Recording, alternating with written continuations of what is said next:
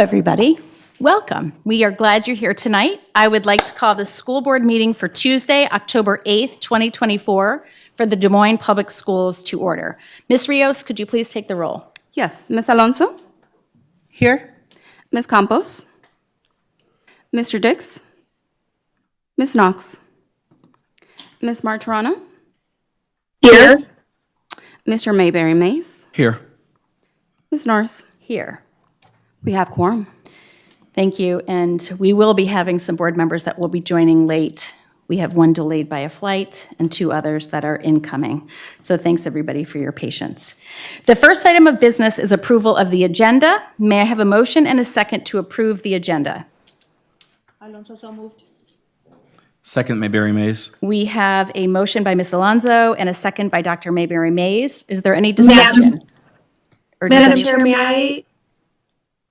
may I request a friendly amendment to the agenda to pull item E15 from consent?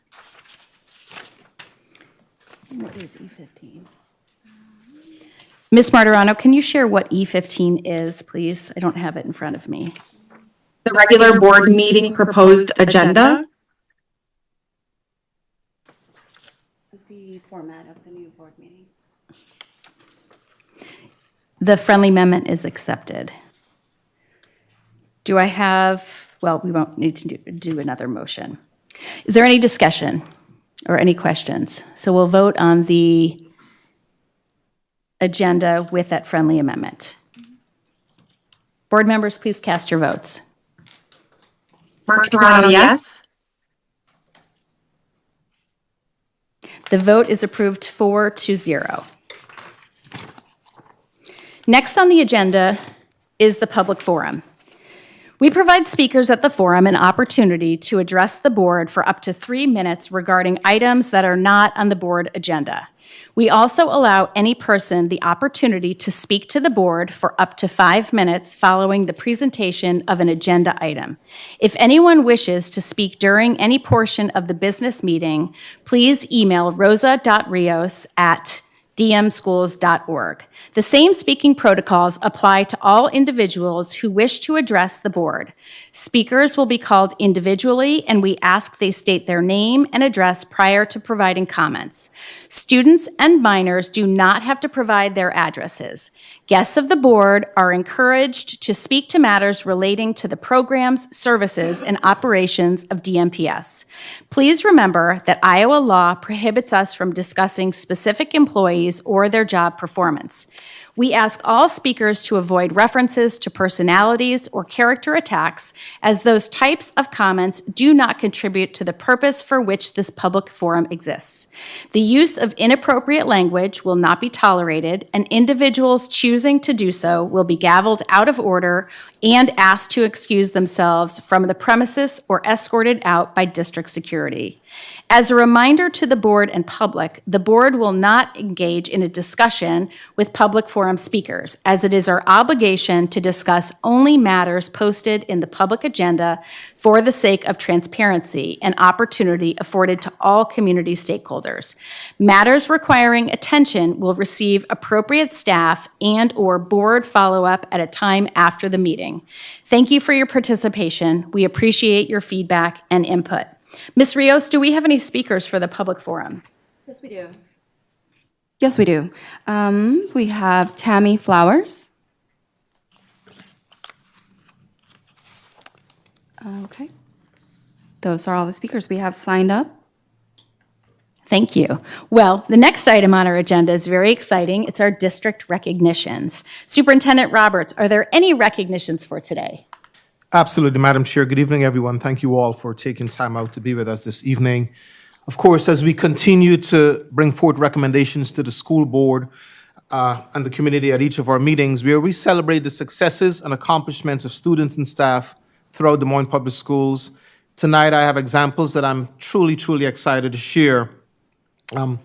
This evening, I am happy to share with the board and the public these two recommendations. Tonight's meeting marks 1 week remaining in what was recently an exciting and significant month, this year's Hispanic Heritage Month.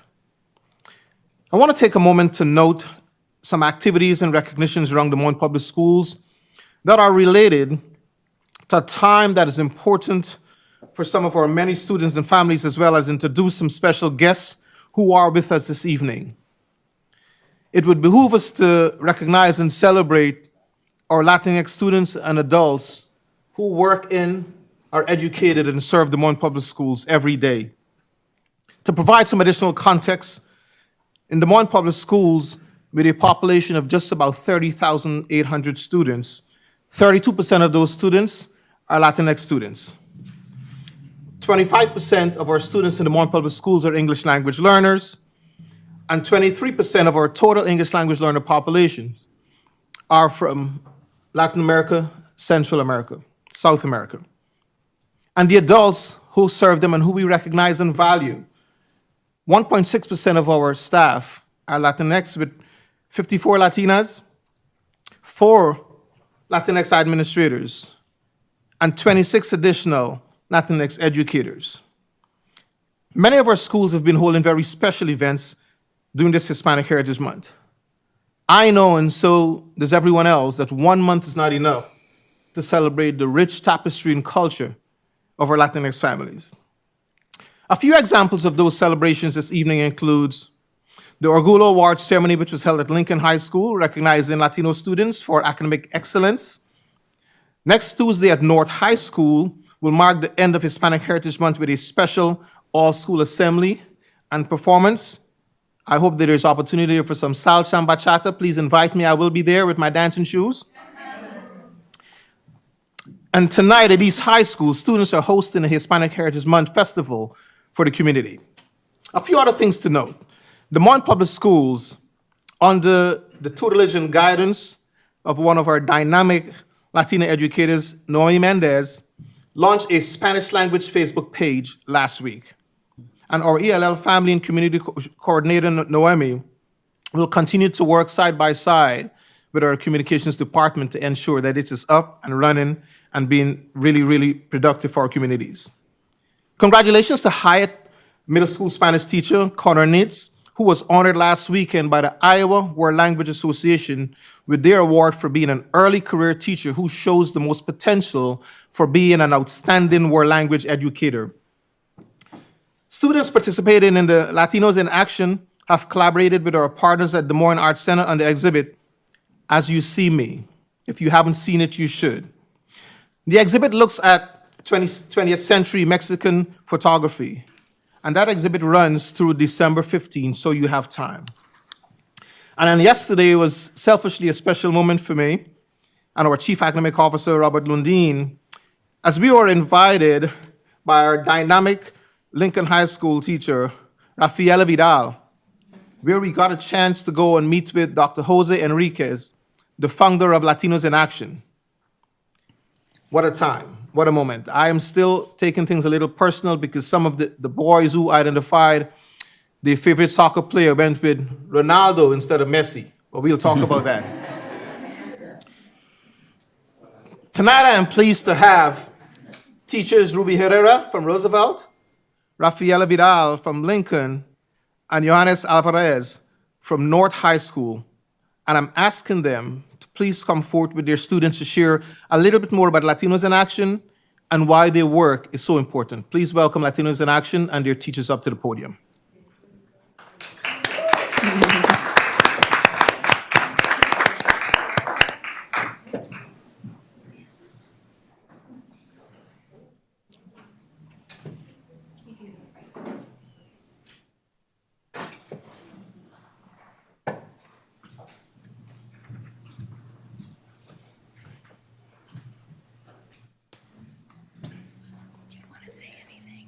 Good evening. Buenas noches a todos. My name is Rafaela Vidal. I'm very thankful to have these kids behind me. I'm very passionate Spanish teacher. I love my heritage, and I enjoy teaching our heritage to our students, to feel proud of where they come from, to feel proud where the roots are. This is the first time the Lincoln High School have Latinos in Action. We are just a small group, but we are very mighty. And these kids are doing awesome in the little short time that we just started school. They are doing great job. I'm so proud of them. Tomorrow they will be working on the school conference, and they will be helping families. They are doing incredible. I can't wait to see how we're going to finish this year because they are full of energy. I would like to introduce you to my president of Latinos in Action at Lincoln High School, Lian Diaz. I'm going to take out my notes. I also wrote this in Spanish. So, antes, yo cuando era una joven, yo odiaba hablar español, odiaba mi cultura. Yo iba a una escuela privada donde los niños siempre me hacían burla por donde era y cómo hablaba. Yo no hablaba inglés muy bien.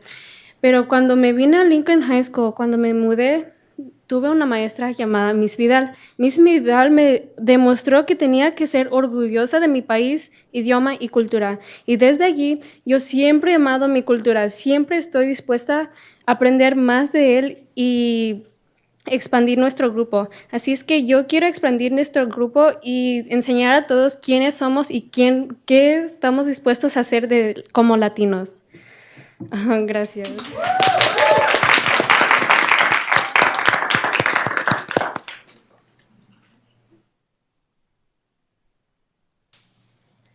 Good afternoon. My name is Emily Solis Bernal, and I am currently a junior at Roosevelt, and this is my third year in Latinos in Action. And I am so grateful to be up here talking about my experience because thanks to Latinos in Action, I have grown in my leadership skills in a way that I never thought was possible. I have taken initiative to branch out into other organizations like the Youth Leadership Initiative, in which I graduated from, and I am now a peer mentor. And thanks to my teachers, Ms. Herrera, and even Ms. Vidal, who I had in middle school, she inspired me in Al Éxito to try to find more Latinos who also want to teach Des Moines and teach the world of what Latinos can do. And I am so happy that now throughout more schools in Iowa, there's Latinos in Action. And I'm very excited to see how much all the Latinos in Actions can grow and how we can all grow together. Thank you.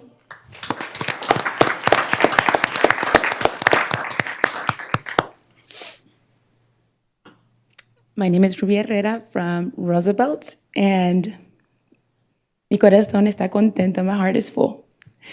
Because Emily and I looked at each other and we identified with Leanne when she says that she didn't like speaking Spanish before. You know, coming from California, there was a time also when I come to Iowa, I was confused with my identity and knowing whether I was supposed to be proud of speaking Spanish or not. And so hearing her and how proud she is and the roles that they're taking now, this is why we do what we do.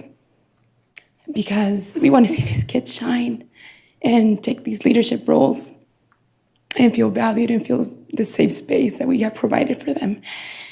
Today, Roosevelt, we went on a team bonding experience to Camp Dodge, and they bonded in the most beautiful way. And they were helping each other, lifting literally each other up. And they became familia, family. And I want that all for all our students. And for me, it was just a blessing to see that and to think that this is why it's worth every moment that we spend extra hours. You will see us working on weekends. You will see us working, after hours. And we say, because these are our kids, we feel that. And you say the numbers, 54 Latinas in the district. We want that number to grow. We want them to be inspired to be teachers, to be in the district, to stay and call this casa home. So we hope that we're inspiring them to do that. And we also, I'll take this space to also say that I want to value my colleagues, Ms. Johnny Alvarez, Jackie, and at Ease that's working right now so hard to put the festival together, and Ms. Vidal also, because again, they have so much corazón and heart for what we do. And we would like support also with stipends. because the truth is, it's a hard job. We do more and we go beyond what is required, and we don't ask anything of it, but at the same time, it's like, we want to feel valued. We want to also, as teachers, we want to be seen and see that, look, your extra hours, more than 40 hours, sometimes a month goes to doing this. And again, we do it de corazón, from the heart. But for my colleagues, I ask that because I know that they go home and extra hours, 10 o'clock, we're texting, what are we going to do tomorrow? What's going to happen? We're going to put this festival together. We're going to go be, the extra mile. And to hear this stories makes it all worth it. So again, I ask for your support at every level to continue showing up to our events. We welcome you and be part of our familia, be part of our family that's going to continue growing for sure. Thank you. Thank you.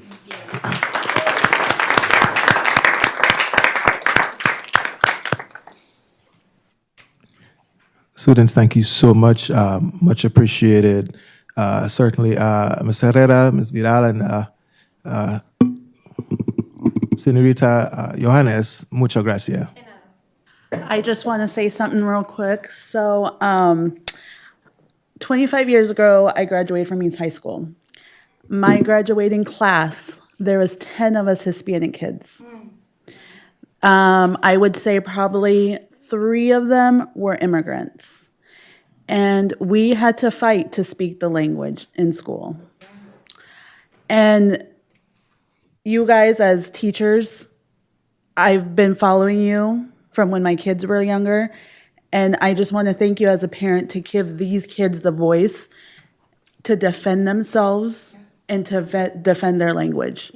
Right now in the type of country that we live in, we're having a hard time with the Hispanic community. And I want to just thank you guys, all of you guys, for the bottom of our heart, for even just taking your time away from your families to help this new little family. And kids, I'm so proud of you guys. And speak up and be leaders. Thank you. Madam Chair, if I could say something, I was asked if I wanted to share something. I said no, but I've changed my mind. Ms. Ruby, everything that you said, I just want to say, like kids would say, my kids would say, period. Period and period. Thank you for the work that you all do. I've attended some of the events and I've seen Latinos in action. And when they're in action, they truly are in action, con todo el corazón. And thank you for instilling that in them. You all are, sí son moneditas de oro. There is that song que dice, no soy monedita de oro para caerle bien a todos, pero sí son moneditas de oro. And we are grateful that you are here. Y a sus familias, gracias por tenerlos aquí, por traerlos aquí hoy. Thank you so much for what you do. Y maestras, keep it up. And thank you for all that you do for our students. We also want to thank Sam, our leader. Hi, my name is Sam Finiseth. I have been serving as the World Language Curriculum Coordinator previously. Before that, I was a Spanish teacher. I've done K-12, and this year I'm helping serve in the high school ELL capacity as one of the curriculum coordinators. I've supported Latinos in Action since 2020 when the first class with Ruby started. And district-wide, so far we're in our 5th year of the program. We had a gap year with the pandemic. But so far we've been able to impact just around 200 students and being able to offer them this. Currently 4 of our 6 high schools are able to offer this to students.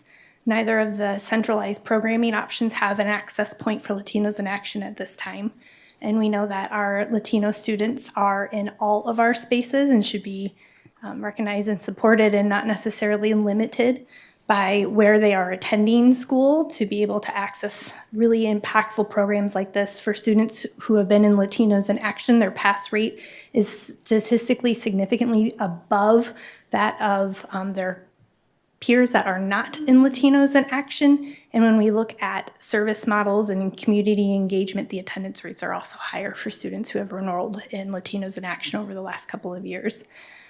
That being said, that this group of students and teachers are very passionate, they are very strong, and they are very capable. And the fact that they are working on coming together beyond their contract hours and within their contract hours and their weekends and their nights and their thoughts and prayers is really something to acknowledge. And the fact that it is helping lift up the successful, strong leaders that we already have in our communities in ways that are specific to whole person teaching. So thank you for the program support that we have had, and I really look forward to being able to support moving forward. Thank you. Thank you so much. And to all of you young people that are here, I want you to look at the dais for a minute. It's pretty amazing that we have such strong, powerful Latina women leading the school district. And so you've got some really great role models up here. And I would tell you, you better network with them and ask them a lot of questions. And if there's anything we can do to support you, please ask. We're going to ask you to come to our class. Yes. That's easy. Thank you. Thank you. Thank you.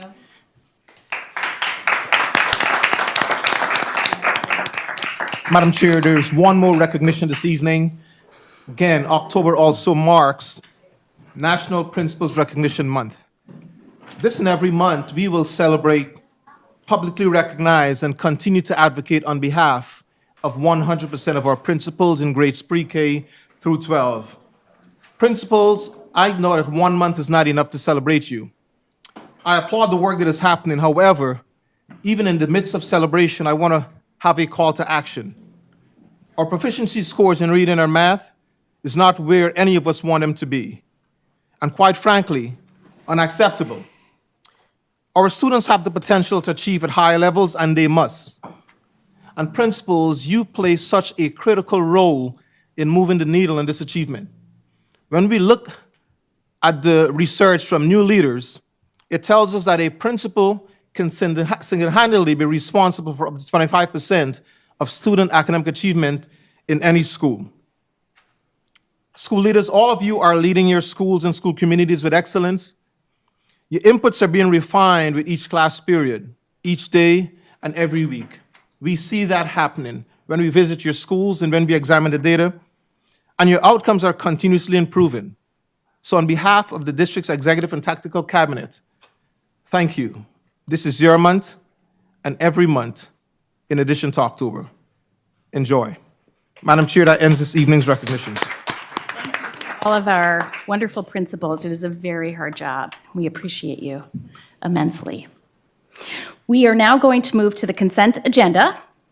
Ms. Alonso, I believe you have it. As a reminder to the board and public, the board will not engage in discussion or deliberation with a speaker regarding comments made to agenda items. Discussion and deliberation will remain among board members at the board table, with speakers' comments informing the board's discussion, deliberation, and determinations as deemed necessary. Ms. Rios, do we have any speakers? No speakers for consent.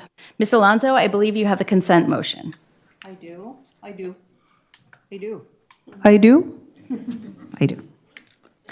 I move that the board approve the consent items in accordance with the recommended action for each item on the consent agenda, including bills previously authorized, certified, and approved for payment by the board secretary in the amount of $8,838,475.60, and procurement card transactions in the amount of $626,325.30.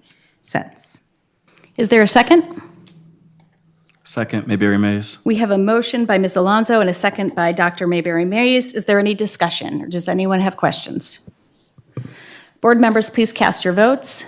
Ms. Martirano? Yes. The vote has passed 6-0. We are now moving to our other items, and our first item of business will be the friendly amendment that was proposed by Ms. Martirano with regards to the board agenda. Ms. Martirano, do you have comments you would like to share at this point? First, I'll make a motion to approve item C15.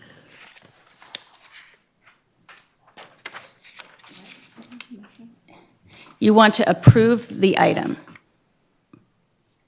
Well, we can't discuss it until there's a motion on the floor, so I'm making a motion to do so. Okay, we have a motion. Can I have a second? Alonso second. We have a motion by Martirano and a second by, we have a motion by Martirano, a second by Ms. Alonso. Is there any discussion, or does anyone have questions? So Ms. Martirano, the floor is yours. Yes, thank you. I just wanted to provide some context as to the agenda and how it previously existed. As a board, we all know our primary responsibility is to represent the vision and values of the community, and our vision and values are codified in our goals and guardrails. Monitoring our goals first in our agenda is critical because it sets the tone for our meetings by focusing on the board's highest priority, which is improving student outcomes. So when we start the meetings by reviewing and assessing our progress towards these goals, we can really ensure that every decision that we make at the board table is grounded in the success for our students. So back in 2021, when the board governance committee asked the board to imagine what a school board agenda would look like if our sole focus would be improving student success and putting student success at the forefront instead of operational updates. The agenda would prioritize decisions that directly impacted our student achievement. Key time would be spent on monitoring progress, evaluating the effectiveness of our strategic initiatives, and really considering how we as a board can remove barriers and better support our educators in delivering the results that we are evaluating our superintendent on, which is improving outcomes for students. So this allows us to keep ourselves accountable to the goals that we've set and the outcomes that we've committed to achieving for all of our students. The board approved this new agenda structure based on the desire to demonstrate to our community that improving student outcomes and honoring their vision and values is in fact our highest priority. So I will not be supporting this new agenda or revised agenda based on my statements as such. And I welcome any questions or additional conversation regarding the previous agenda. So I think I'll just ask a clarifying question. If I recall correctly, the recommendation was made by Dr. Mayberry Mays, and it was in part to do our best to respect the time of individuals that were coming to speak at the public forum. So they didn't have to wait, recognizing that they probably had other things to attend to. And so it seems to me that I think the question on the table is how we best balance the opportunity for individuals to come and participate in public forum and the opportunity to hold up student outcomes focused governance as critical and at the forefront of our focus. Is that, I just want to make sure I'm framing the question or the understanding. Do you have a suggestion, Ms. Martirano? Are you saying that before we do public forum, we should start directly with student outcomes governance monitoring reports? Yes, as we've done in the past, where we, district recognitions always happen first. Those should align with our goals and guardrails, honoring and celebrating the achievements of our students based on our goals and guardrails, and then moving right into the monitoring of our goals. The community that is present, I hope to engage them in the goal monitoring process, and I certainly understand.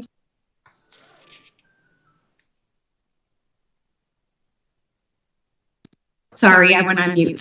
I'm so grateful that they come to the meetings and want to honor their time. But I also know that the time for communities members to speak at our board meetings is not necessarily the best mode for approaching concerns, as we cannot have dialogue with our community. So I would welcome community members to really reach out to board members in other spaces so that we can have that dialogue and have that problem solving together. But yes, I would recommend that the board goals be of utmost importance on our agenda, and ask that the consent agenda items be after the board goal monitoring. Okay, I just want to clarify. Are you asking that the consent agenda be after or the public forum? I'm sorry, the public forum. I apologize. Board colleagues, any questions or feedback on this topic? Yeah, I have unreadiness. I am not in favor of that. I think it's been evident to us that we have had many more community partners and community members joining our meetings for a reason. If they're spending time joining our meetings, there are only 9 of us or 7 of us, I guess, that have to be at these meetings from start to finish. Our community and our guests do not have to be here the entire time.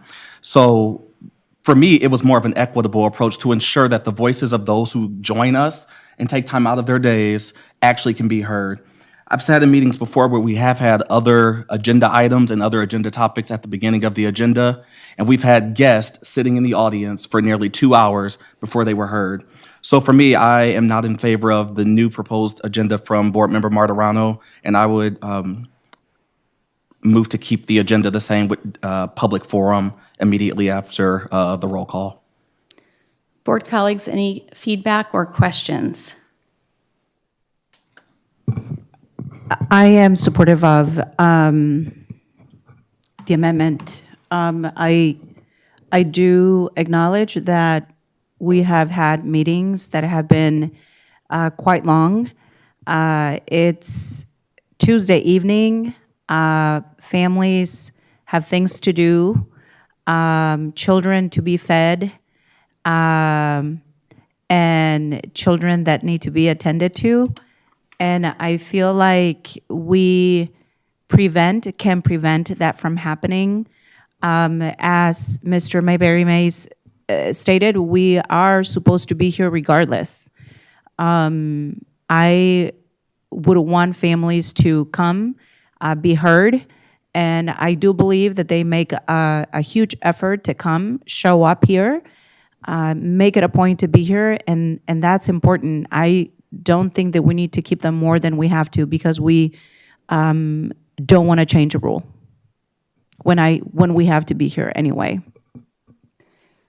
Other feedback or questions? I just have a question, and I'm sorry, I'm unfamiliar. What is the protocol like at city council or other school boards? Is it typical to have public forum at the front end of other municipal meetings? Are we believe it really the is. only ones that turn that around? Does anyone know? It is. City council, it's public forum at the beginning, and then consent items are moved towards later in the meeting. Ms. Martirano, I'd ask if you have any, do you know of any other boards or other school districts that, other than those that follow student focused outcome governance, that have their public forums after they discuss their goals or guardrails? I don't Or have other that information topics. Yeah, I certainly work with boards following the governance model that we do. I haven't engaged very much with other boards, so I don't have an answer to that question. And I completely understand where you're coming from. I just wanted to provide the context as to why the board agenda changed back in 2021. And wanted to provide that information to my fellow board colleagues prior to casting this vote. And so I completely understand though. Thank you, noted. Yeah, thanks, Ms. Martirano. Any other comments or questions before we vote on this? I do not. I see both sides. I know as a school board member, sometimes when we get into later parts of it and we're doing the goals and the guardrails, our mind goes all crazy. But then I do see the sides of the family. So I will go with the majority. Okay.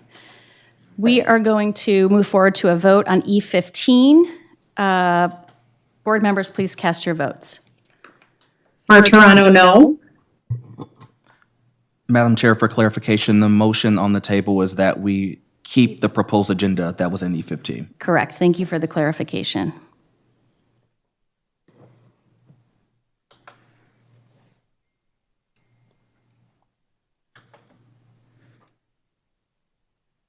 The vote is approved 5-1. Okay, thank you. Now we have our other items. The first item is F1, request to School Budget Review Committee for modified allowable growth and supplemental aid for the special education deficit fiscal year 2024. Superintendent Roberts, would you please introduce the matter?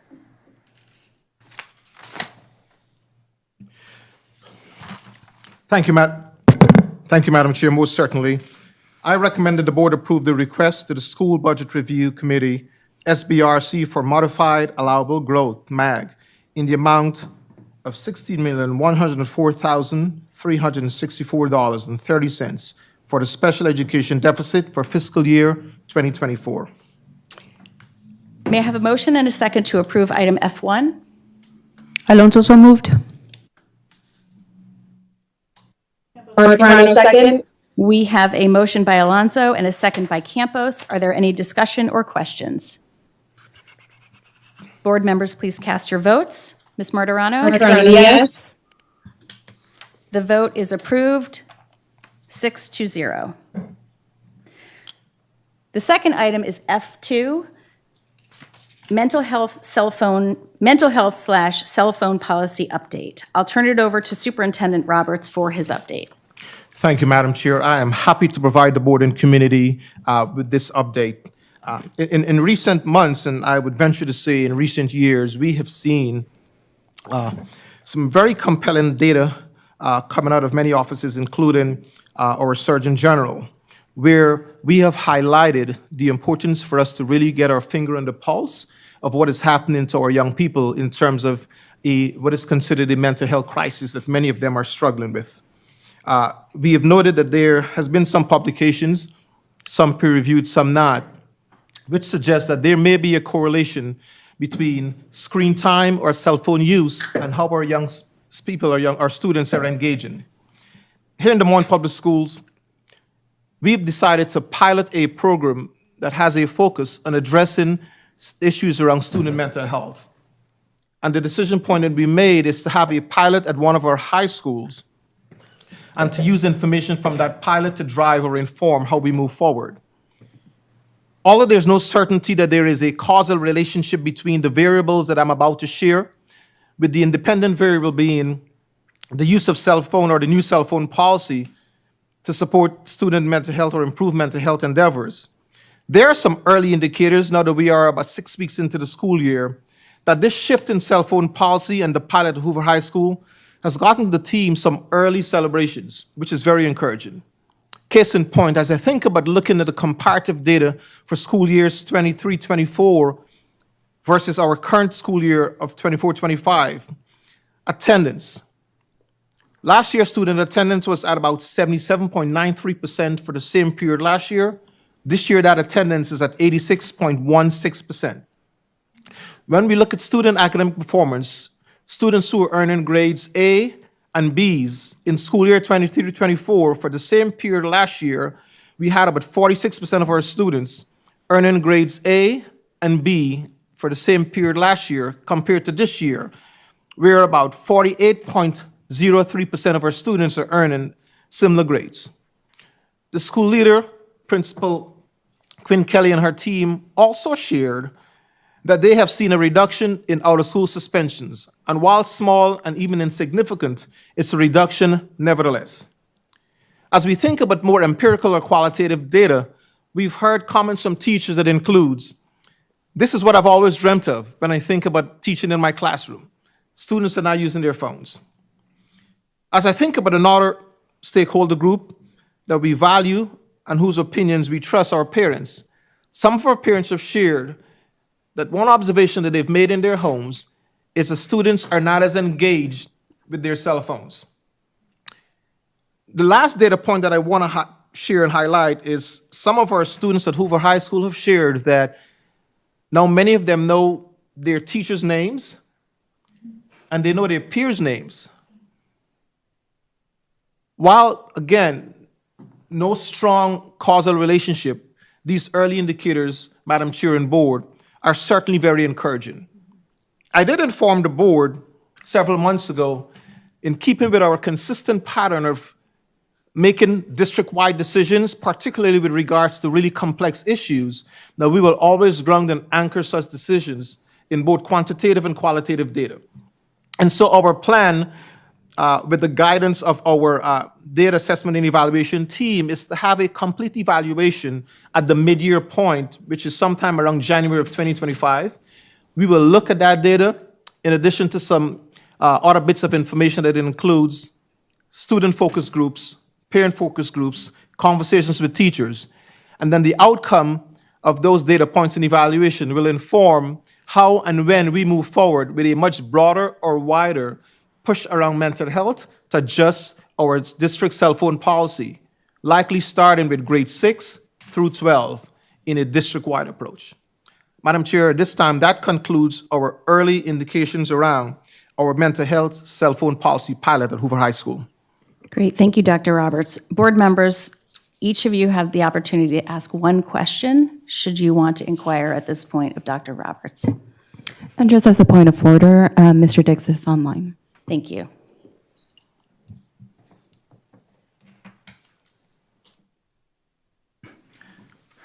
I'll use my one question. I do have more, and I figure I think you can go ahead. We just Okay. want to watch the time a little bit. Sure. So my biggest question is around having teachers do roles that aren't teaching. So I guess my biggest question for this is, how are we enforcing this, and is it adding additional responsibilities to what the teachers are supposed to be doing in the classrooms? Thank you, Dr. Mirberry Mays. Absolutely. You know, our expectation is that our teachers who are the most important instructors within our system will focus primarily on pedagogical delivery. And so whenever there's an add-on, we certainly will find that teachers are really tapping into that other duties as assigned sort of role and responsibility. So teachers, yes, are in many instances expected to sort of do some level of redirecting. We try to refrain from using the word enforcement. Again, it seems more along the lines of, again, policing. And so what they would do, though, Dr. Mirberry Mays, is at Hoover, for example, they have a process where they will reach out to one of their administrators. In the last 6 weeks, they have been responding with a sense of urgency to support teachers. But it's something that we are also continuing to monitor. One of the challenges that we anticipated with such a policy shift is that we are likely going to have to place a little bit more of a burden on the adults who are expected to sort of monitor, support, and implement this policy. Thank you. Other questions or inquiries from board members? Well, I think mine's along the same line, which would be that you shared a lot of great information and positive data. Have there been any unanticipated downsides or anything that you're monitoring that we should be aware of from a potential negative, aside from additional expectations of teachers? Absolutely. Thank you, Board Member Knox. You know, again, I'll share that for many of us, our cell phone has become sort of another limb on our bodies, and we want to hold on to those. We value them. The most recent look at the cost of cell phones, some of them are above $1,000. And so when you're thinking about confiscating a young person's cell phone, in many instances, they value that item. And so we're likely to experience some resistance. And so we want to be thoughtful, right, about teachers building and having those relationships with young people, and not attempting to confiscate their cell phones, but to find a different way of enforcing the policy shift, if you may. Additionally, it also takes away from the roles and responsibilities, or it adds, I should say, to the role and responsibilities of principals and associate principals who have to leave other aspects of their daily work to go to a classroom to support teachers and students. And the final offering that I want to give to you is, in some instances, right, when we think about a new policy, and in order for it to get traction, we often look through the lens of enforcement and consequence. And so if a young person, for example, has 3 infractions, then there's an expectation that the cell phone will be held, and then a parent has to come. We want to continue to monitor that, because here's what I want to offer. I want us to build our empathy muscles to recognize that not every parent, in many instances, most parents don't have the luxury of leaving their jobs to come up to a school so their child can get their cell phone back, right? And so I want us to be thoughtful about the lens through which we're looking at these policy shifts and to be a little bit more empathetic. But again, it's a pilot, and we're gonna have a lot of lessons learned before we pivot towards a district-wide engagement. Yep. Other questions? Just one more. I think it's along Ms. Knox's question. It sounds like there are parents who are noticing that children are not engaging or not on their phone as much at home. Do we have any parents who feel the opposite of that? Any parents who have expressed being unhappy about their child not having access to their phone? Yeah, thank you, Board Member Maria Alonso Diaz. Yes, we do.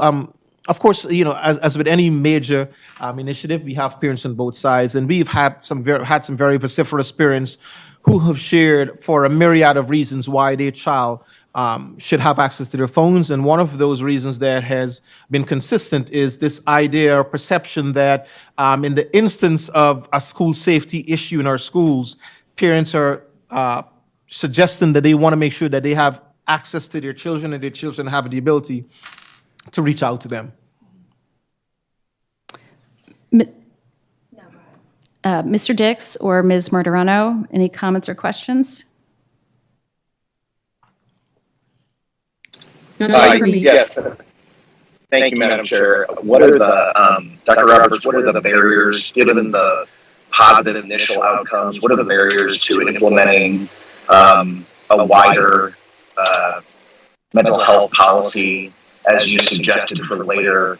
Why not move it forward earlier, given the positive outcomes that we've seen in Hoover?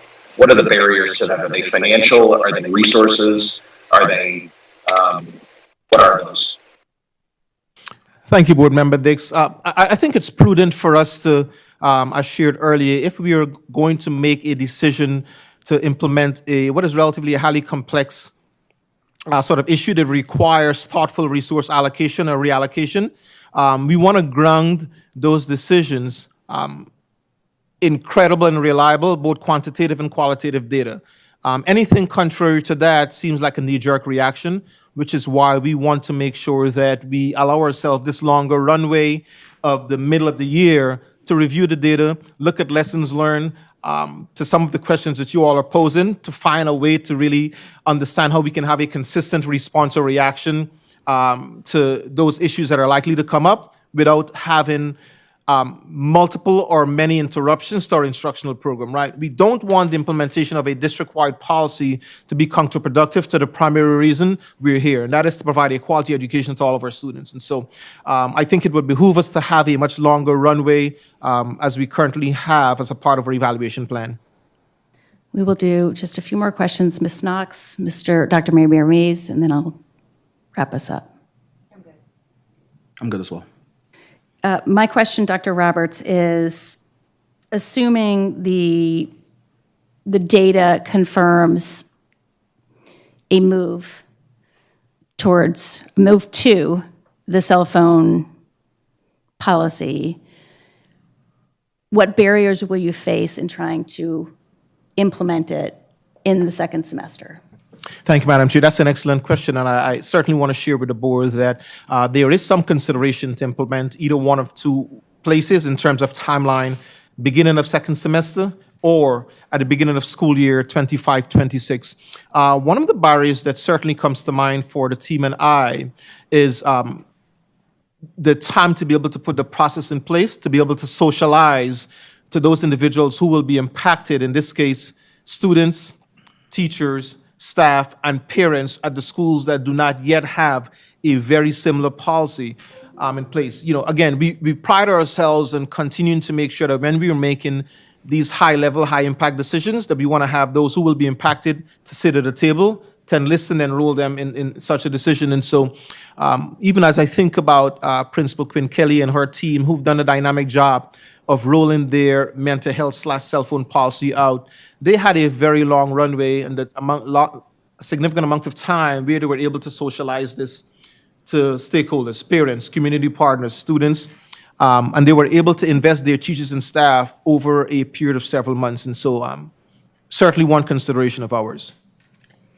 Any other comments or questions? No, the only thing I think I'd just maybe an accolade to you, or maybe something we should consider more, is that you are the educational expert. I mean, we defer to you and your team. And so if it is making great strides in student outcomes, and we are seeing great attendance rates and progress in student achievement, then I would urge you to, yes, of course, be inclusive in your decision making, but I think we are at a time where we need to see action that's going to positively impact our outcomes. And so if this is one, I just want you to know that I fully support you and am happy to expedite any of those conversations or support you in any of those policy changes that are going to have positive outcomes when it comes to our students' academic outcomes and their mental health as well. Thank you, Board Member Knox. I certainly hear in your offering a sense of urgency, especially if it's going to have a positive outcome. So it's received and noted. Thank you. Thank you so much. This was a great update. Appreciate the conversation. Thank you, Madam Chair. Next on the agenda, we have items of privilege.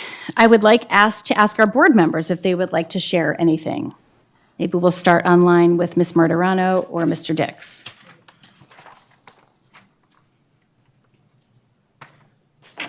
Nothing from me, Madam Chair. Well, I am going to start by thanking our foundation board leadership, board chair, and board member, because record-setting one run, and I both want to thank you both for leading, but then also give you the opportunity maybe to talk about the results. Yeah, I'll just go ahead and jump in. If you were not at the Waterworks Park on October 2nd, you missed out on a stellar day. We had a record-setting one run, raising nearly $50,000 and had over 2,000 participants. It was the best yet, and just wait till 2025. So everyone, make sure you're there next year because it's going to be even bigger and better. Shout out to Jack Shields, who was the first student to cross the finish line and got his school, Merrill Middle School, $500 extra. We are still tallying up the teacher count, but look forward to sharing those results. The school that brought the most teachers or staff was also receiving an additional $500. And I just want to say thank you so much to all of the families and staff and teachers who showed up. And it was just, again, if you haven't seen it, you need to get there to see it because it is a pretty magical day. There's not a lot of opportunities. We all get to come together as one DMPS, and this is one. And so just thank you to the community and the volunteers and to the foundation board for making this happen. So very special. Anything you want to add, Skylar? You covered it well. I didn't run, but I was cheering them on, which is an important role as well.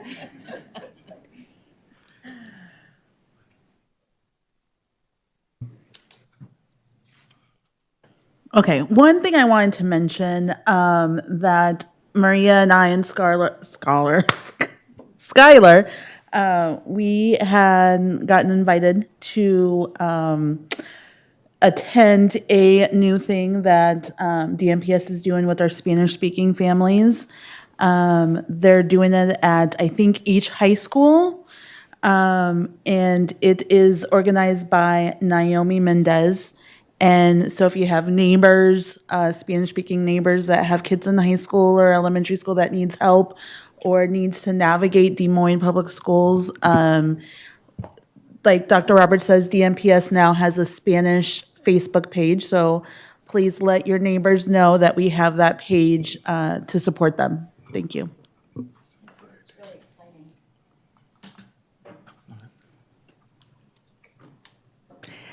I will add to that. It was really, Dr. Landine was there as well.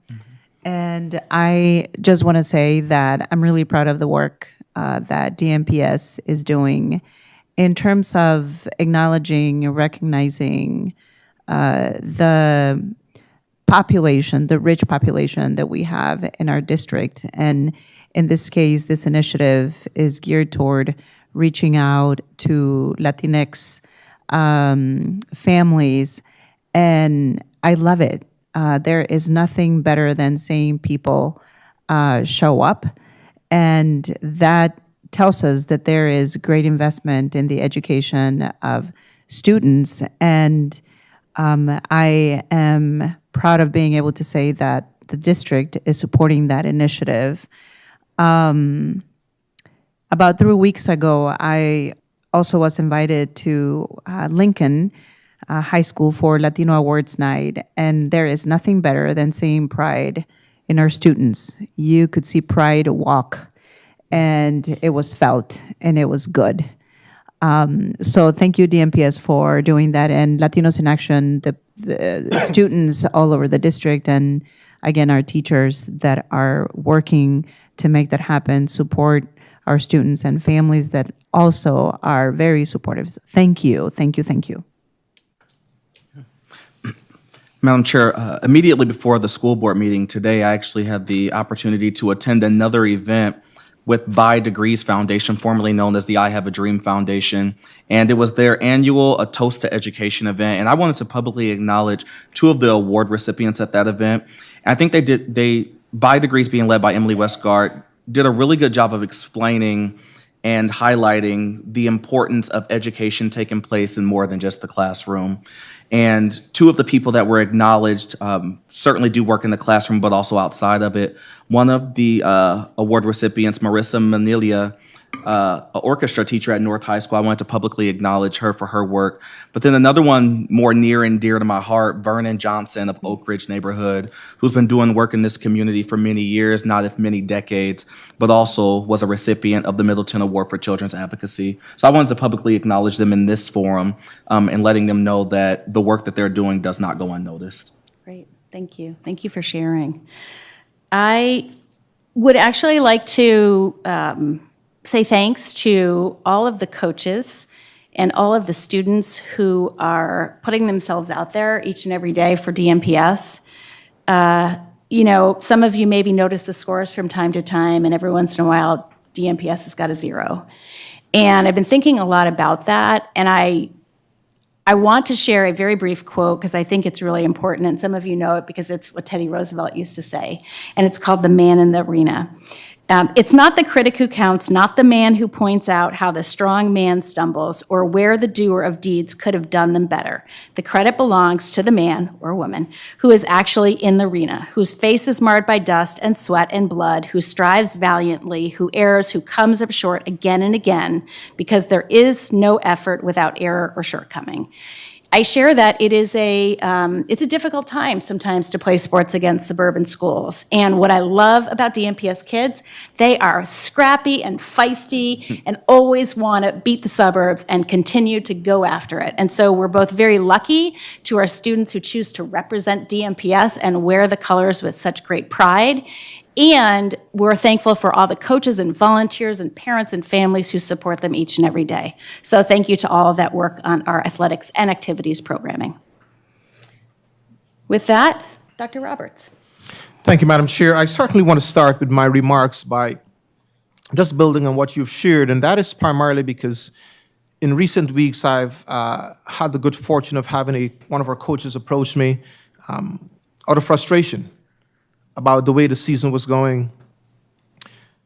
And I reminded the coach, and I want to make sure that I'm echoing publicly to our district's athletic director and all of our coaches, that I expect that we are going to improve the quality of 100% of our athletic programs.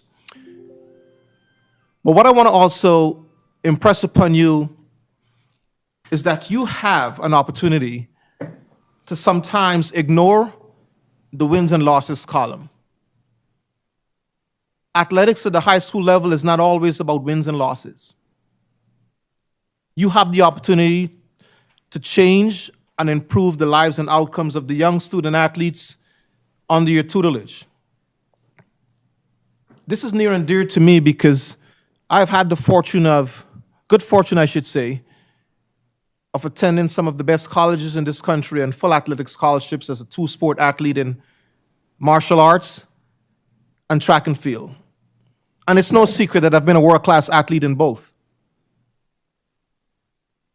But I too was not always in the win column in high school.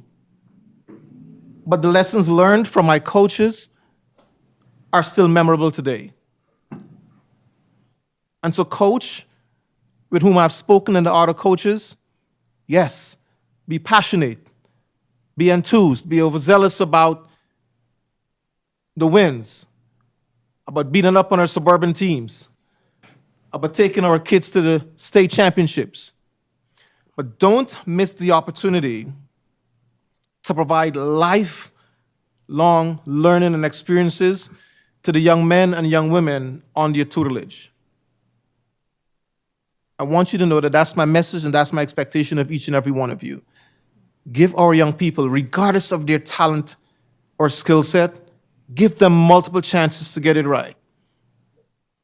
Don't cut our student athletes when they fail the first time. Don't have them sit on the sideline because they're not jumping as high, running as fast, wrestling well. I want us to be that school district who want to make sure that our athletic programs are serving dual purposes.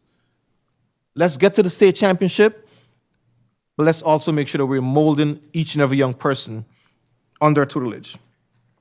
And finally, thank you. Thank you again to Board Member Knox and Dr. Mary Mays and others who were a part of the one run.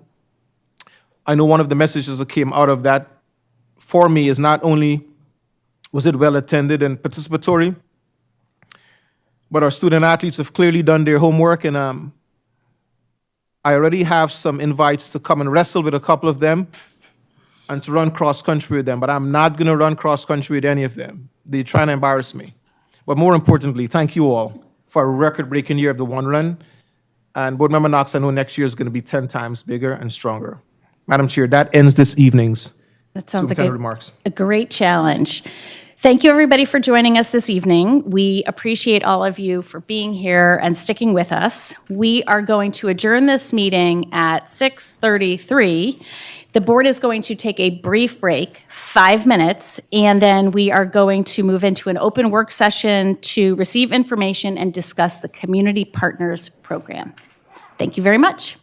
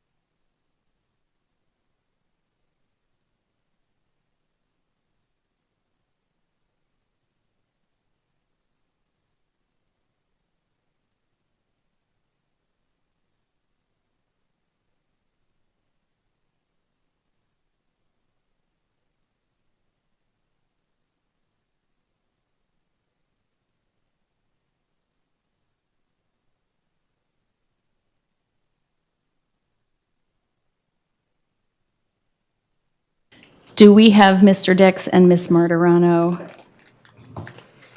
Yes, I'm here. I'm here. Okay. We will get started in just a moment. Ms. Alonso will be coming in shortly.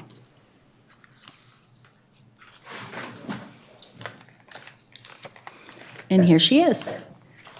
So just to frame this conversation a little bit, Dr. Roberts, Kaylee had been receiving a lot of inquiries about the Community Partners Program. And in our conversation, we thought it would be a great idea for all of the school board members to learn more about the program so we can champion it, so we can be ambassadors for it, and we can help connect people that are interested with our formal programming through the Community Partners lens. I also just want to say for board members that while we would also love to have a larger conversation about kind of a broader strategy around community engagement, that is actually not what we're going to do tonight, mostly because that is in process with Dr. Roberts and the team through the strategic planning. And so see this piece, the community partners piece, as one part of a broader strategy. And I just wanted to make sure we set the appropriate parameters. What we'll do is we'll have a presentation, and then people, board members, you can ask questions after that. Dr. Roberts, is there anything you want to say to tee this up? Thank you, Madam Chair. I certainly appreciate that. And let me just double down on the fact that I truly appreciate board members creating this space for us to have this, what I call a mission-critical conversation. I've said this on multiple occasions, repeatedly, publicly, that is, we cannot do this work alone. And so we value our community partners and community partnerships. I also want to double down and say that we value our community partnerships that are viable. And I'm happy to define and outline what it means to have viable partnerships.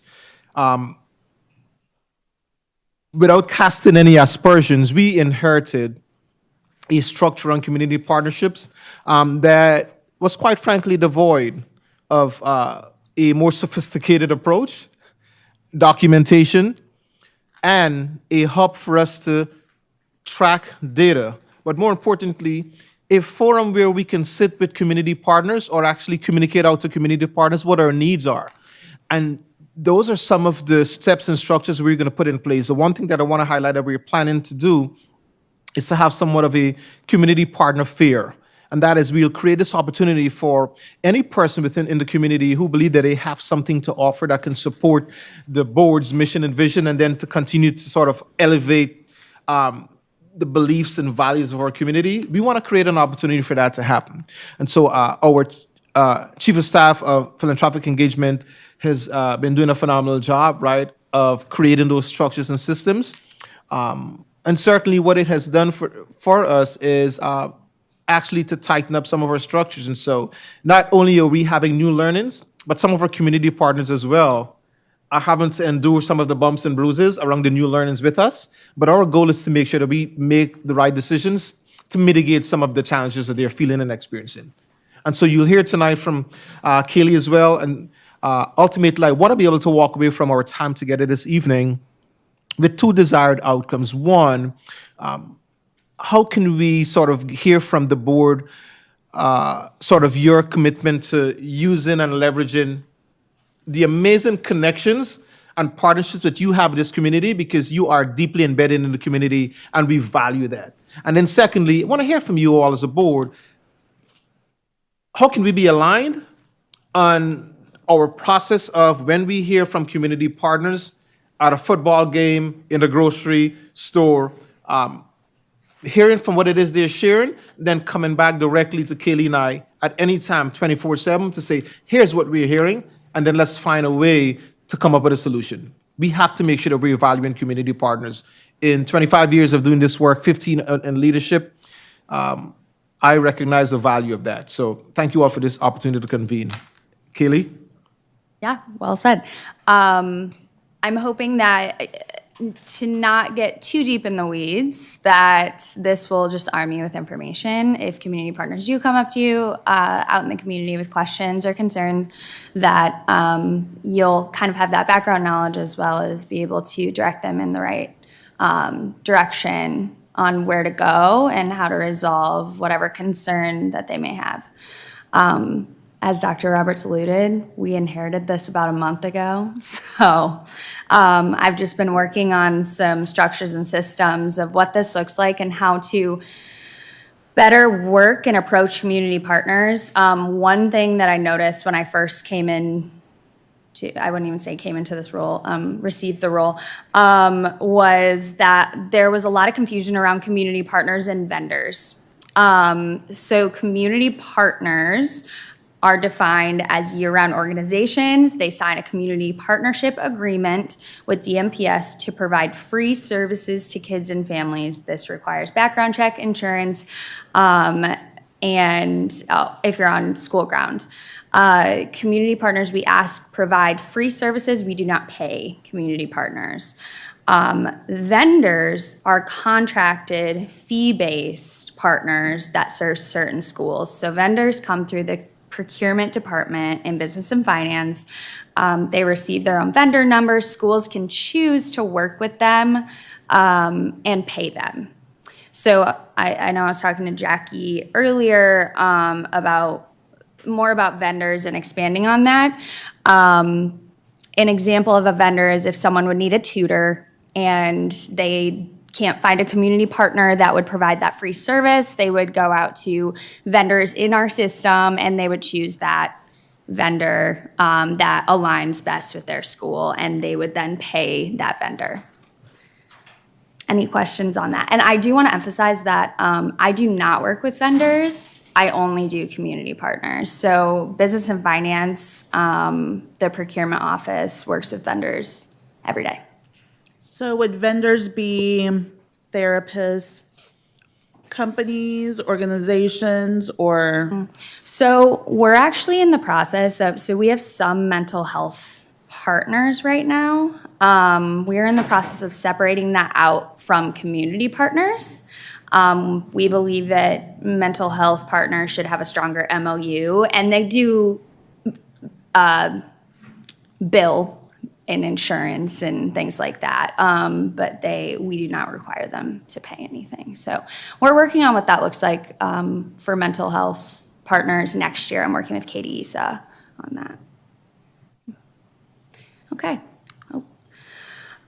Community partnership goal, this is set out, it's on the website, really just helping students and families meet basic needs at home, those wraparound services.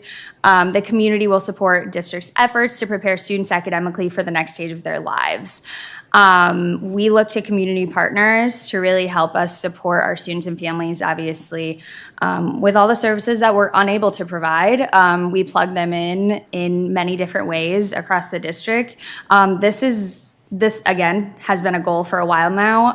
As they alluded, we're in a strategic plan process, and we will hopefully have that in the next few months and have a larger overarching strategic goal for community partners and how we can kind of plug them into the schools as well. So some recent changes made that I have implemented in about the last month. So some of our partners do request data from DMPS. They might have a grant obligation. They might be looking at academic schedules, things like that. So previously, community partners would request data actually just through an email, and then we would internally put that in our internal data sharing link. So lots of room for error. So I've worked with data and eval, shout out Bridget Shoemaker. She is awesome, and we actually have set up a system. So there is a link on the DMPS community partner website that they can actually just request their own data now. So this is cutting out that middle person. There was a lot of room for error and a lot of misinformation or information from one partner going to another. So that will hopefully alleviate some of those challenges that we had with data specifically. Any questions on data? Okay, cool. Just wanted to check. So with data, we have to have parent release forms. Those were accepted paper form or virtual. I am switching as of about 3 weeks ago. We're only doing virtual forms. This is because we are now weeding through thousands and thousands, and I'm not exaggerating, of paper forms that were not input into Infinite Campus. So someone is actually having to be that middle person and go into Infinite Campus and search individual students for data batch requests that could be for hundreds of students. So again, cutting out that middle person, we are manually inputting all of the backlogged forms right now. It might take a little bit because I'm helping with that, but we are fully going virtual with parent release forms. We ask community partners if individuals or families need help or assistance to reach out to their community school coordinator. Thanks. That was actually a question I was going to ask. So is it the type of thing, when do you fill out a paper form? When you actually participate in a program? So previously, you would either fill out the virtual or the paper form. For a parent release, it has the student's name, ID, and then the parent's signature. And that would just be that we would be able to share their data with partners. So this upcoming year, school year, we're going to actually just put that straight into school registration. Great. That's actually what I was going to ask. Yeah. Thank you. Yeah. Mm-hmm. So we will hopefully have less complications with that. We implemented a new tagging process as well. So tagging is when community school coordinators basically tag a student if they're in a program. So whether it's a 4-week program, 6-week program, it was kind of always all over the place. There weren't really any expectations on who to tag, when to tag, and when to send that information out to partners. So the new process is that we have community school coordinators working with programs up front to big batch tag all of their students up front who show up to their program day one. So they'll have this list of students. We then have an add drop form that community school coordinators will be sending out every single Monday in a general email. They'll be sending out the partners list of students that they have, asking that the partners add drop students that may have dropped out of their program or students that have been added in. This will help with data requests as well, so we know what students are in the programs, and hopefully that will also alleviate some room for error as well. Questions? Okay. So we also have gotten a lot of feedback from word of mouth throughout the community, and we wanted to make sure that we were hearing everyone. So we actually just implemented a feedback form on the DMPS Community Partner website that will come to myself and DeMarco Lowry, which is the manager of community and school coordinators, and we will review those within 2 weeks and get back to any community partner, staff member, or community member that fills that out. We encourage everyone to fill that out because we cannot address problems without knowing what they are first. So, background checks reviewed with legal counsel. I'll get into this in the next slide, but background checks, we never really had a standard of what was required on policy. So I will, as I said, I'll get into the next slide with that one. One thing that community partners were extremely adamant about this year was safety alerts. So the safety team did an awesome job in putting them in and including them in our Alertus system. So I sent out a link to all our community partners that they can actually sign up without a badge or anything. They can sign up for safety alerts for incidents in the district. Insurance clarifications communicated out. One thing that I also heard in the first community conversation, which we have monthly community conversations with all community partners, are invited out to our Dean Avenue location. We typically have a theme, so we had our first community conversation that I was at last month, and one of the main themes we heard was a lot of people were really confused on insurance clarifications, and I have a slide on what that looks like here in about 2 slides, but I actually sent out communication. I think one of the barriers that we've seen is communication, being sent out to community partners. They just don't know what they don't know. So we clarified that for them, and then we're also going to be reviewing that with Allers legal counsel in the upcoming few months as well when we renew community partners. Donor database being built. So as you know or may not know, we are building a donor database. It's through Microsoft Dynamics. So that will actually house all community partner data. It just actually got uploaded this week, which is awesome. So once we connect Dynamics to Tableau, which is our reporting system, any DMPS staff member will be able to pull reports of community partners. So they can pull their information, they can pull how they measure outcomes, they can pull what community partners are connected to what school. So it will be very, very helpful for everyone to know what community partners we also have in the district as well.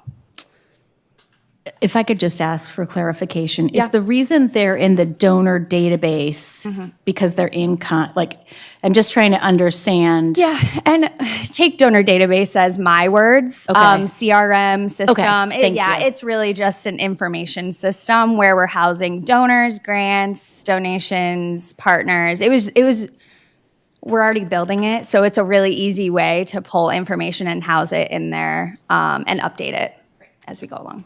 Yep.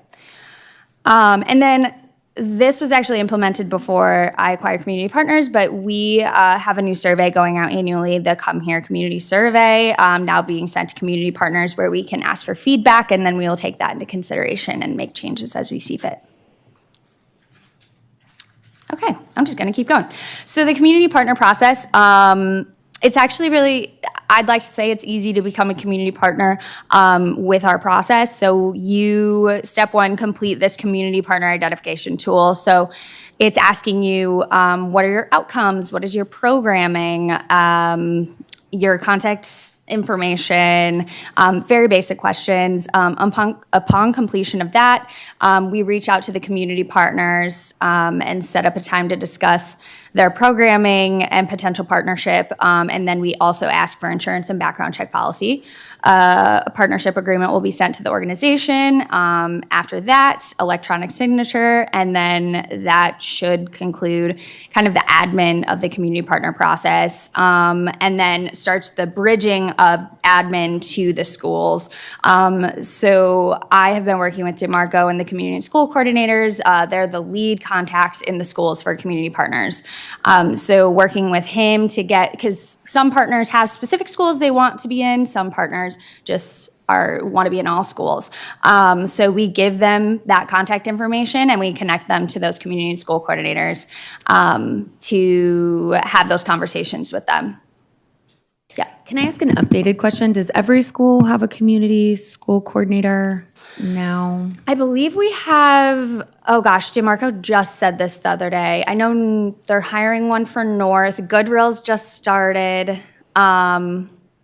Assigned, we currently have, I believe it's 32 community schools coordinators, but every school has support. Yes. Yeah. And then obviously after that, we ask that they maintain ongoing contact with the district office and school personnel. Any questions on the process? And this is all housed, all of this information on the website as well. I did have sorry. Is there, at any point within that process, is there an onboarding for the community partners to understand all of this? Is that what you're getting into now? Or? Yeah. So in step 2, we'll set up a connect with them to talk through what it is to be a community partner, actually making sure that they're aligned with the district as well, that they're programming. Some people get a little confused between volunteer, community partner, vendor. So that's when we'll identify that and walk them through what the next steps are. Okay. There also is, so we renew community partners every November, end of the year. So we start sending out renewal contracts every November. And we have an entire required orientation and onboarding for renewed community partners every year as well. Just some clarification, we worked with our legal counsel, Allers, to implement background check policy language into the upcoming renewal process. This was not in the previous contract, but I just wanted to highlight it as we are now following criminal, sex offender, child abuse, and dependent adult abuse registries, as DMPS does for employment. We will ask that they run their own background checks now. DMPS will not support background checks for community partners. You mean financially? Financially, yes. So they need to pay for their own background check? Yes. And are we paying for volunteer background checks? Yes.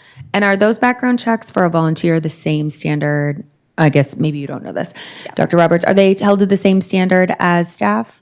I think there are a couple of different standards, yep. I would have to check with Carol and Susie on that, yep. Just something, if we could maybe just,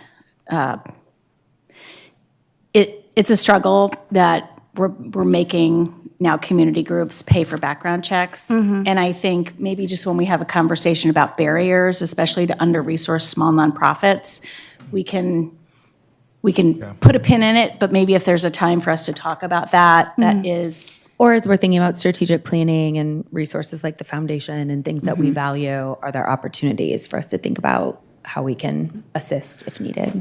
Yeah, thank you both. I certainly don't want to have barriers that are financial to get in the way of us, again, benefiting from a small up-and-coming community partner who just can offer so much to our students but cannot afford, right, to pay the fee. So we'll revisit that, and that's not going to be a barrier at all. Yeah.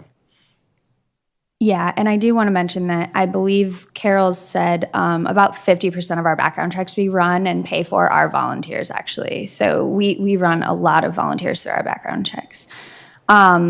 This is something we can revisit. As I said, we've been working with legal counsel on this and adding it into the renewal process. So any recommendations or comments would be taken into consideration as we are renewing partners next month.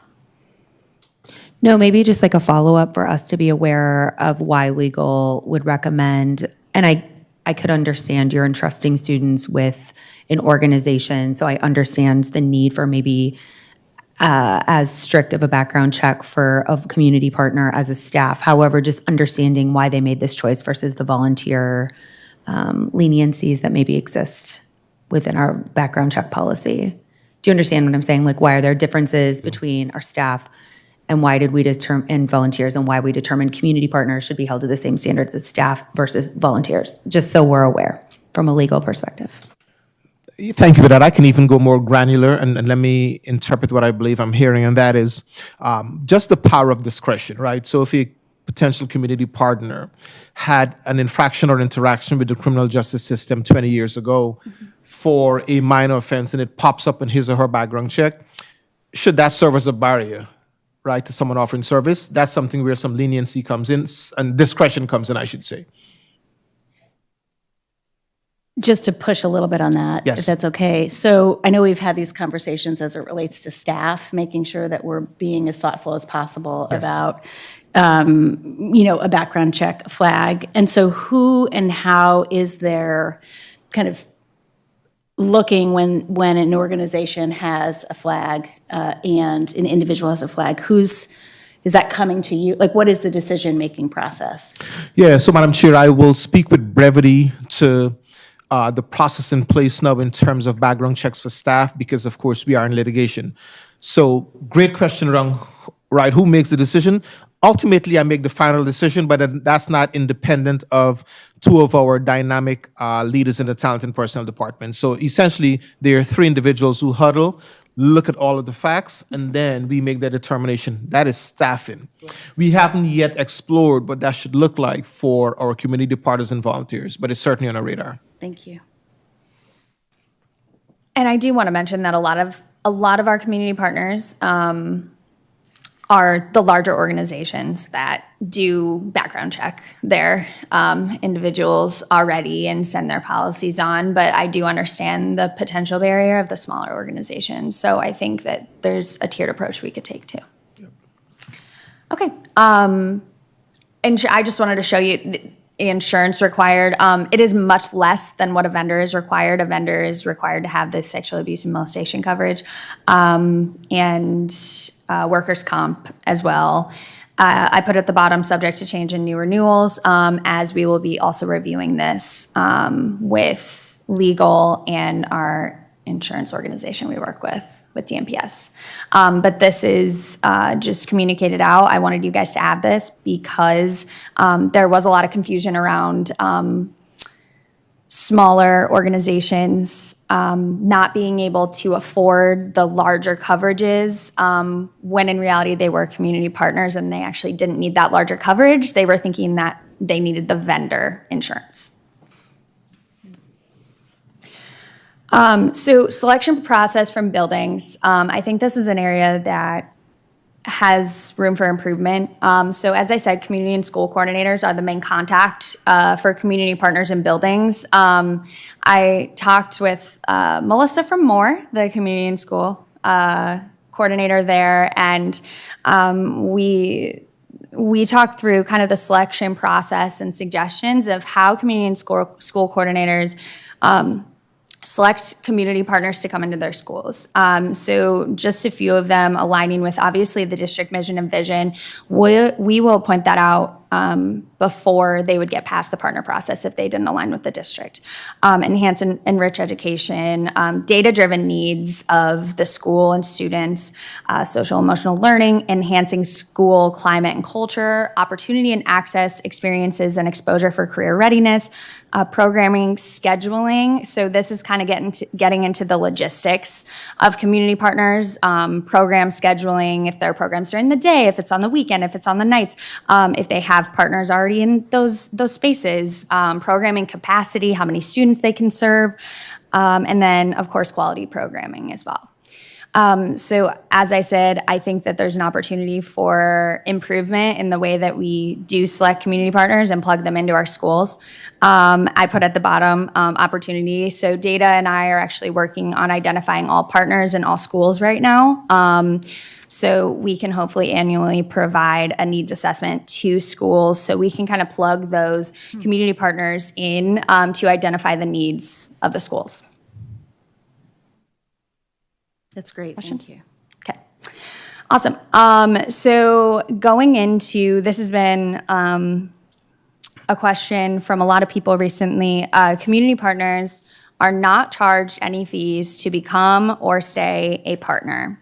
The process is free to be a community partner. The fees start kicking in when the operations department, facility rentals, or leases start coming into play. So I will start with facility rentals. So hour by hour rentals. So you come in and you use I don't know, it's a soccer club and they're using the field or something. So only on Saturdays and Sundays do they pay a fee for the hourly custodian that is there. They actually do not even pay the facility fee itself. They actually just pay for the custodian's time because they're required to be there. If the community partner is charging a fee for people to participate or an admission fee, then they pay the lowest rate, and I'll get into that on the next slide. I do want to highlight that permanent spaces, if you are utilizing a permanent space in DMPS property, that is if you have, okay. Skylar, get moving. Skylar, you're being hazed as the new board member. Oh, great. This has happened more than once. If you're utilizing a permanent space in Des Moines Public School property, that is, we are not using that space for anything other than what you are using it for in your programming. We require a space lease and liability insurance for that. The lease rate is calculated at $2.50 per square footage of whatever space that is. And then this is this is technically a tenant, so they will receive keys to that space and they will receive a badge. Can you define permanent space? Yes. What's the length of time? Is there a, It's a year. Yep. So they will do an annual lease every year. So they will have an annual fee of the $2.50 per square footage of whatever space that they're in. That may be a classroom. That may be. It is a space that no one else is using. An office for an organization that's housed in a school. No one goes in there if they're not there. This is not for the programming that comes into the cafeteria or the library and they leave. They're not leaving anything there. This is for those permanent spaces. And we do have organizations in Central even that have these space use agreements. Thank you. Yep. Kaylee, are these new changes or has this always been the case? This has always been the case. I'm not sure that it's been communicated out very well. Okay. This has always been an operational procedure. I don't know that that's been communicated out to community partners in the past. So we are implementing this into the community partner agreement this upcoming year as well. Were the existing partners notified of that before implementing it? Previously or now? Now. Now, no, so I would venture to say probably not 100% of them, which is why Dr. Mayberry Mays, in my earlier sentiments, I shared that while we are restructuring and refining this process, community partners are going to find themselves going through some of the bumps and bruises as well, right? Existing systems and structures, we just have to improve how we've communicated this out. Because I know you had mentioned that there is twice a year a renewal kind of onboarding thing. Yep. And I want to stay within the scope of the meeting, but I certainly want to be mindful of community partners that have had existing programs for years and now out of nowhere they receive a custodial fee or something because we decide to change things without notification. Because they are nonprofits from my understanding, especially the smaller ones. The larger ones can probably afford it maybe, but some of those smaller ones, I mean, $42 an hour can be significant. For the facility rental. Yes. Yeah, okay. So we'll get into the facility rental a little more on the next page. Okay. But as for permanent spaces, that is just an operational procedure that's always been. I don't know that it's been communicated out to either community partners or staff. And we will do a better job of that this year. And then a second question about the facility, the custodial. I understand there's the custodial fee is because a custodial or someone has to be there. Yes. If there is a teacher that is part of the community partners program that's assisting with those programs, are they still charged the custodial fee? Yeah, the custodian will be there to let them in, clean up after them. Again, just an operational procedure. Okay.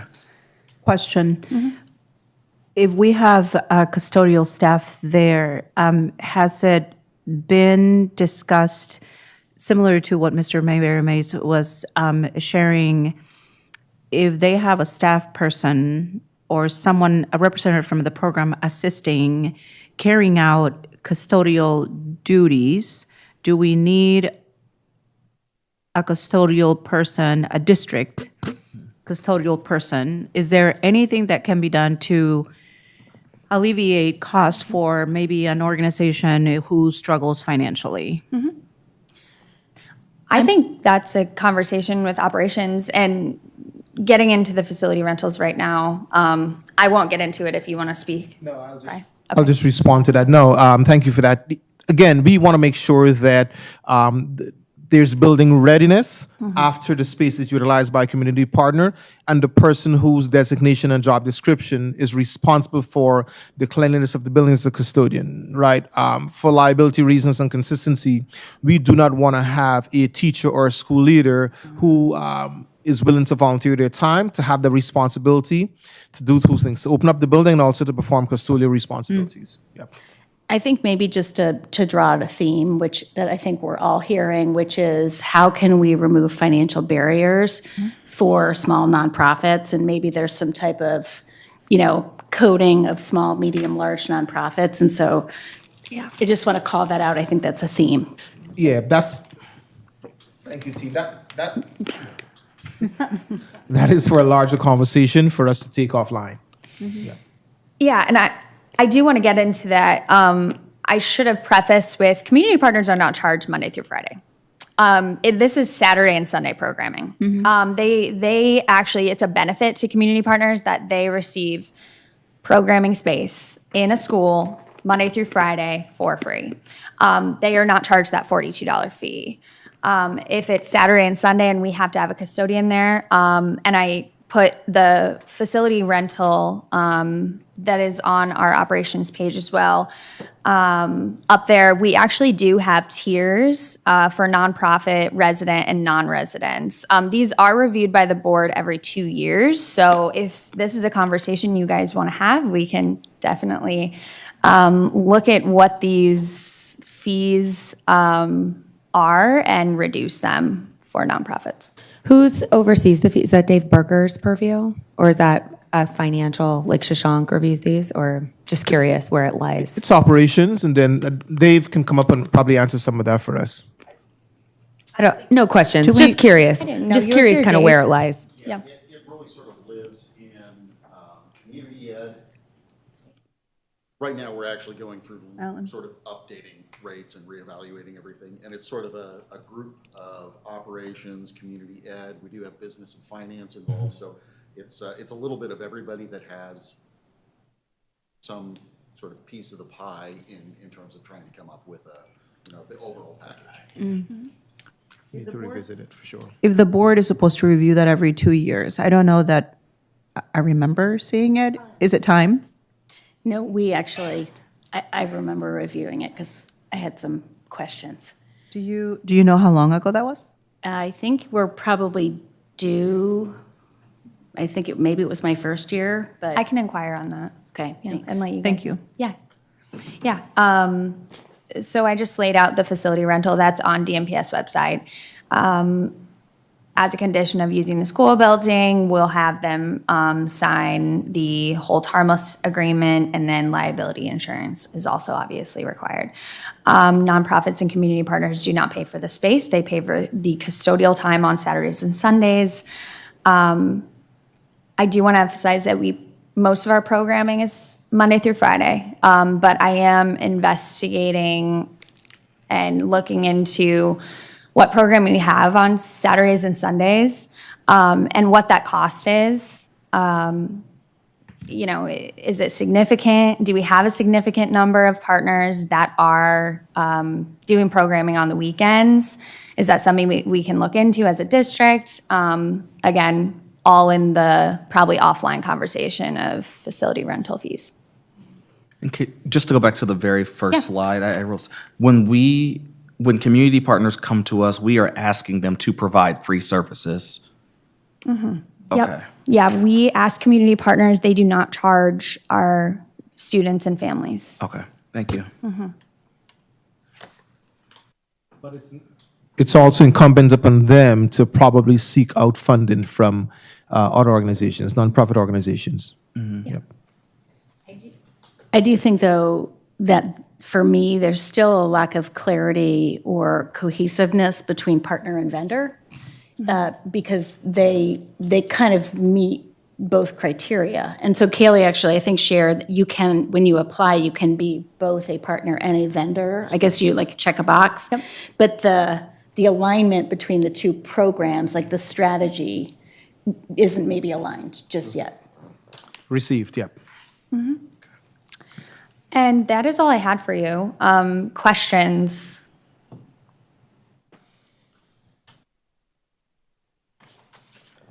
How do you assess the, I'm going to say quality, for lack of a better term, of a partner?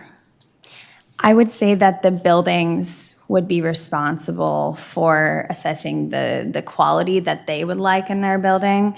As I said, it's an easy process to become a community partner. We just want to make sure that you're educating and enriching students and families. On the other hand, on the other hand, thinking about vendors, of course, vendors have, I would say, a little bit higher level of a threshold because, again, vendors can actually provide a service that is ongoing, that is even multi-semester, multi-year to a specific school to meet that need. Additionally, vendors can also become a part of the work that we're doing through grants that they receive from external organizations, which may, again, be multi-yeared, but DMPS may not be the grantor. The grant is probably assigned to the vendor from, and I'm saying that because I see Bo here as well, and I think Bo is one of those recipients providing services through really a solid grant. So again, but community partners, to Katie's point, just going to be vetted based on what service are you providing? Is it going to have an impact on students in a positive way? Is it aligned with what is expected by schools? Yeah. Is there a formal process, though, at the end of a semester or a year, or is that something you're going to be introducing? Evaluation process? Yeah. Yes, we will definitely tighten up. Kaylee's and I are on top of that as well, yep. Yes, that has been on my to-do list to create partnership evaluations. I would like to do them biannually so we can assess community partners and viable community partners in our schools. I'd like to have community school voices, student voices, and then data in those evaluations. This is really great work. I'm wondering what questions. Yeah, well, yeah, this was actually really helpful in providing some clarity, so thank you for doing it. I was actually excited to hear about the donor database to be able to capture some of the data and stuff. I do think that's probably an area of opportunity. Can you share, I know you call it like a CRM also. Can you share what are some of the characteristics that go into that? Is it truly just like the name of the nonprofit, contact information? Or are you capturing their financial information or anything from them as well? No, we do not ask community partners for their financial information. What is captured in let me see if I can get it off the top of my head, name, years they've partnered with DMPS, measured, or outcomes measured, programming details, that'll house their insurance, their background check. I believe there's a section for notes in there. And the schools that they will be in. Great, thank you. Yep. Mr. Dix or Ms. Martirano, do you have any questions or comments? Not at this time. Lots of comments, but I think probably could save those for a larger conversation. Thank you to Kaylee and Dr. Roberts for all of the work put into this. If anybody listening at home wanted an idea of, I think, Dr. Roberts, you put it very kindly in that you inherited a bad program. And I think if anybody wanted an idea of some of the systems that are in need of some repair and love, this is one of them. And I think our guardrail speaks to where we put this as a priority as a board. And I'm glad to see it tightened up, and just would emphasize to all of our team at Des Moines Public Schools that I hope everyone who comes into our schools with the hope of helping our students is greeted professionally, and I don't think there's any lack of that in our staff, and I hope for our community partners that they know that we are working to make this system better and to ensure that when they come to us with an idea that they think can help, that we're there to make sure that it gets implemented in our schools for our kids. So I'm hopeful this will have a big impact. Great. I think with that, we're going to say. Some comments down here. Oh, please. Yeah. Oh, okay, good. One question I have, one, I appreciate you guys doing this for us. A lot of clarity now and a lot of calmness now. But one of my questions is, we have this process now. Mm-hmm. We've had community partners that's been in the community, I would say maybe 10 years, mm-hmm. and kind of maybe fell underneath the cracks because they worked with the schools individually or community coordinators individually. Mm-hmm. and then for them to come see or get notification that they are going to be charged for hourly or whatever the new rules are. I hope that there's going to be some type of leniency or some type of more communication with them to still keep them on. There's still a lot of them that are probably small nonprofits that it's a group of 5 grandmas that have been helping with certain things in the schools that probably can't afford the charges or the rentals of the fees. So I just hope that communication's better in this situation and just helping our community partners come out of the sticker shock, I guess you would say. Yeah, definitely. And I would encourage, if they're not community partners and they've fallen through the cracks, you can apply to be a community partner at any time of the year. So fill out the identification tool. I receive all of the applications and I respond within about 48 hours. To the fees, I think that that's a conversation with operations. I know that the hourly fees for rental of facilities isn't new. It's always been actually on the community partner website at the bottom if you go there. But we are actually enhancing our website. Communications just hired a webmaster, and we have a meeting actually this week, so we can have a whole revamped website for partners, for donors, and philanthropy with all of this information. I think that communication has been lacking the last few years, and that's something we will strengthen. So I just thank you for the presentation, and I totally respect the balance that we have to walk as a school district in ensuring the safety of our students and our families and our financial constraints that we're under. And so I totally acknowledge that, but I also think that one thing that's been lacking in this district since I've been a parent in it and now on the board is the fact that we need to do a better job of putting our community, I think, first and foremost, and allowing them in our buildings. And so I just want to voice my support for figuring out how we can alleviate some more barriers for our partners, for allowing our students to be able to participate in athletic facility, in our facilities more easily.